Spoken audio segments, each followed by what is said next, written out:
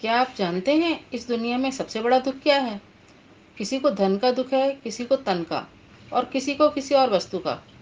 परंतु सबसे बड़ा दुख है होकर भी ना होने का दुख। बूढ़ी अंधी दादी ने आंखें खोलने की कोशिश करते हुए पुकार कर कहा, आ गया मेरा सुधीर। ओहो, दादी ने तो बिना देखे ही मुझे फील कर लिया। मैं चुप होकर राधा की बाट देखने लगा, जो रसोई में खटपट कर रही थी। माँ भी तो उसके साथ थी। सोचा इसे तो पता है मेरे बस का टाइम, फिर भी दादी की आवाज पर इसने कोई प्रतिक्रिया नहीं की। चलो आज ऐसा मजा चखाऊंगा कि सच में दादी याद आ जाएगी। फिर सोचा कि ये बेचारी तो वैसे ही मेरे फोन के सहारे और मेरी छुट्टियों के इंतजार में दिन निकालती है। चलो माफ किया। उसका मन किया कि राधा को पीछे से जाकर जफी डाल दे, पर वो इंतजार करता रहा उसके अकेले होने का। तभी माँ बाहर आई और दादी से नाश्ते के लिए पूछा। दादी ने कहा कि सुधीर आने वाला है, आज सब मिलकर नाश्ता करेंगे। देख नहीं पाती तो क्या, पोते को छू तो सकती हूँ ना। माँ ने मुस्कुराकर कहा, हाँ हाँ क्यों नहीं माँ, आपका ही पोता है, छूना क्यों, गले लगाना उसको। इतने में राधा बाहर आई। मैं उसे देखकर पर्दे की ओट में हो गया। तभी माँ ने राधा से कहा कि सुधीर की ट्रेन का टाइम तो निकल गया है, एक बार उसे फोन करके पूछो कि कहाँ तक पहुंचा है, तभी गरम गरम पूड़ी उतारेंगे। राधा ने कहा कि वो 3 बार फोन कर चुकी है, पर फोन नहीं लग रहा है। अच्छा, माँ ने श्वास भर के कहा और बोली कि उसके साथी प्रशांत का नंबर है ना तेरे पास, उससे पूछ कर देख कि क्या उससे कोई बात हुई है सुधीर की। सुधीर इंडियन आर्मी में कैप्टन है और आज वो 1 महीने की छुट्टी लेकर अपने घर आ रहा है। उसकी पोस्टिंग असम बॉर्डर पर हुई है। दिन में एक बार तो वो अपनी पत्नी राधा से बात कर ही लेता है।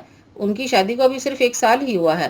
राधा बड़ी ही सुघड़ और सुंदरी है। वे उसकी माँ और दादी का बहुत ख्याल रखती है।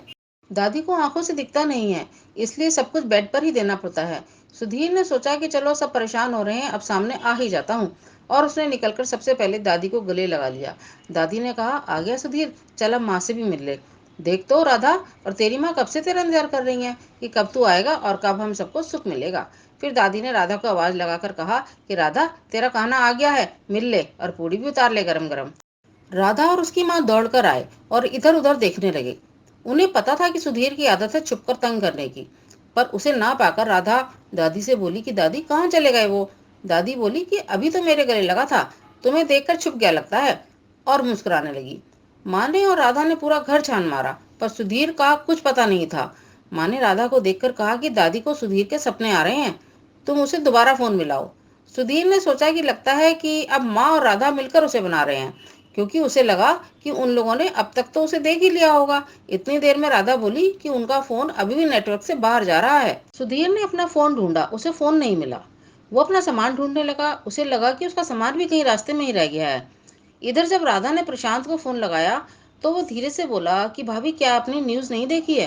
राधा ने घबराकर पूछा कि भैया क्या हुआ है, हम तो उनका सुबह से इंतजार कर रहे हैं, उनका फोन भी नहीं लग रहा है, तभी तुम्हें फोन किया है। प्रशांत ने कहा कि आप नेशनल चैनल पर न्यूज देख लो, और फोन कट कर दिया। माँ जो लगातार राधा का मुंह देख रही थी और पूछ रही थी कि क्या बात हुई है, कल रात तो हमारी सुधीर से बात हुई है, सब ठीक तो है ना। इतनी देर में सुधीर जो राधा के सामने खड़ा था बोला कि क्या हो गया है, मैं तुम्हारे सामने खड़ा हूँ, तुम प्रशांत से क्या पूछ रही हो। अब तक राधा बिना कुछ बोले नेशनल चैनल पर न्यूज लगा चुकी थी। उसमें अभी की लेटेस्ट न्यूज चल रही थी कि जवानों से भरी भारतीय सेना की जीप जो उनको आसाम बॉर्डर से रेलवे स्टेशन तक ले जा रही थी, रास्ते में एक ट्रॉले से भिड़ गई, जिसमें भारतीय सेना के 3 जवान मारे गए हैं। उनमें एक नाम कैप्टन सुधीर का भी है, जिनको इस वर्ष गणतंत्रता दिवस पर विशेष बहादुरी पुरस्कार प्रदान किया जाना था। अब वे पुरस्कार उनकी पत्नी श्रीमती राधा देवी को प्रदान किया जाएगा। राधा तो खबर सुनकर लगभग बेहोश ही हो गई थी और माँ पगलाए हुए अपने सुधीर सुधीर की रट लगाए हुए थी। राधा को झिझोड़ कर बोल रही कि बहू उठ, क्या हुआ है, क्या खबर आ रही है। इधर सुधीर जो इतनी देर से ये सब देख रहा था, राधा को उठाने लगा और बोला कि तुम्हारे सामने इतनी देर से खड़ा हूँ, इग्नोर क्यों कर रही हो, और माँ तुम क्यों रो रही हो। उसने आगे बढ़कर जैसे ही राधा और माँ को उठाया, उसका हाथ आर पार हो गया। वो झटके से उठा, उसने देखा कि जीप जिसमें वो अपने साथियों के साथ रेलवे स्टेशन तक जा रहा था उल्टी पड़ी है।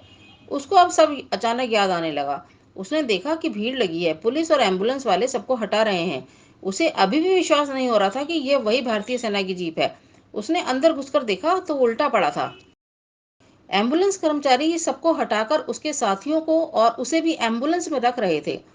उसका फोन एक किनारे पड़ा था। उसने उसे उठाने की कोशिश करी, पर उससे पहले ही एक कर्मचारी ने उसे उठा लिया। वो कहता रह गया, अरे भाई ये फोन मेरा है, पर उसने कुछ नहीं सुना और साथ खड़े पुलिस इंस्पेक्टर को भी सौंप दिया। सुधीर को सब याद आने लगा। आखिरी बात उसने राधा से ही करी थी और उसको मिलने के बाद कहाँ-कहाँ लेकर जाना है ये बात भी तय हुई थी। और बात खत्म करके कल सुबह मिलते हैं कहकर उसने एक लव साइन उसको भेजकर अलविदा कहा था।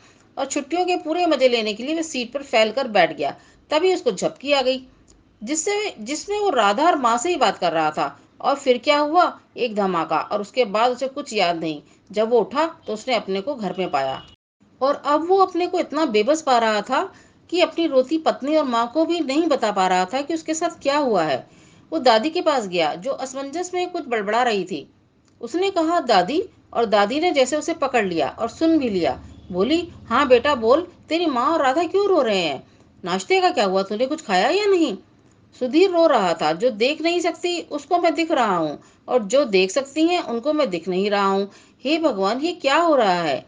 अपनों को सामने रोते देखकर वो भी उन्हें गले नहीं लगा पा रहा था, उन्हें उठाकर समझा नहीं पा रहा था। वो उनके बीच में सुबह से घूम रहा है और वो लोग उसको देख नहीं पा रहे हैं। वो कैसे समझाए माँ और राधा को कि वो उनके सामने ही बैठा है, उनके बीच में।